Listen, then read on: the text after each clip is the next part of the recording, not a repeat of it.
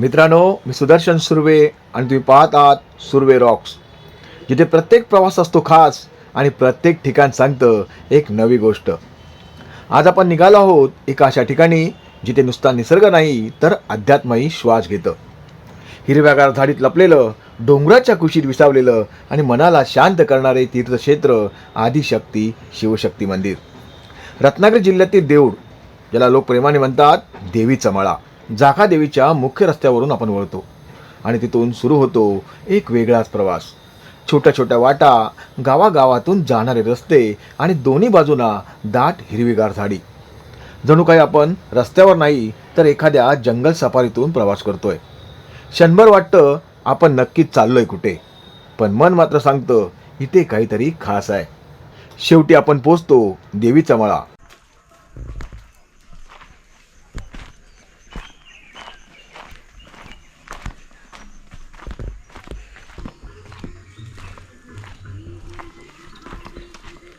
गाडी पार्क करून कोकणात ज्याला घाटी म्हणतात त्या जांभ्या दगडाच्या पायवाट्याने आपण मंदिराच्या दिशेने चाललोय. पायाखाली निसर्ग आणि मनात भक्ती.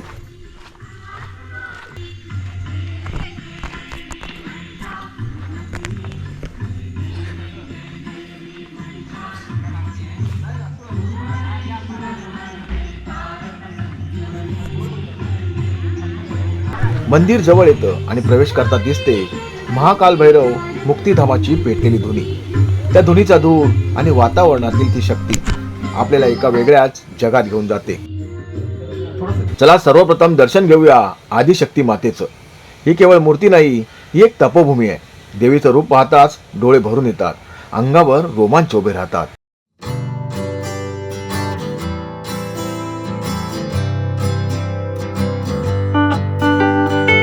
आता आपण येतो पंचमुखी ब्राह्मणदेव आणि नवनाथांच्या दर्शनाला. त्यांच्या समोर नतमस्तक होताच मन पूर्णपणे शांत होतं.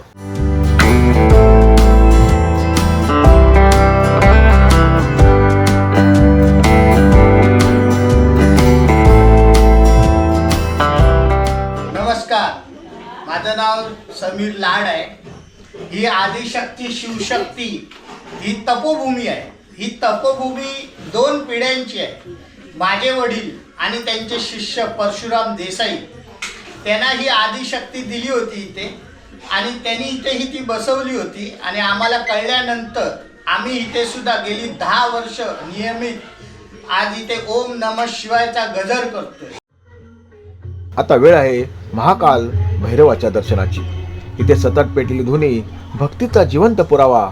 असं म्हणतात या धुनीत नारळ अर्पण केला की आपल्या सगळ्या इडापिडा दूर होतात.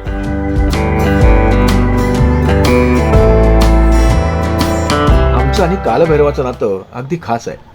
वर्षातून का होईना आम्ही एकदा तरी त्याचे दर्शन घेतो, कारण इथे येणं म्हणजे मनाला मिळणारी एक ऊर्जा, वेगळी शांती आणि भक्ती निर्माण करते. नारळ सोडताना वगैरे तुम्ही एक नारळ सोडा. आदिशक्ती शिवशक्ती मंदिर आमचं हे माझ्या वडिलांचं परशुराम देसाई यांची ही तपोभूमी, आमची तपोभूमी आहे.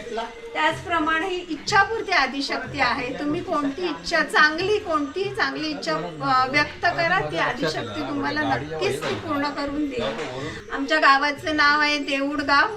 देऊळ गावामध्ये देवीचा मळा म्हणून आम्ही इथे हे स्थापन केलेलं आहे. नक्की तुम्ही या. जर तुम्हालाही असा निसर्ग आणि अध्यात्माचा संगम अनुभवायचा असेल तर एकदा तरी नक्की या देवीचा मळा, देऊळ या गावी.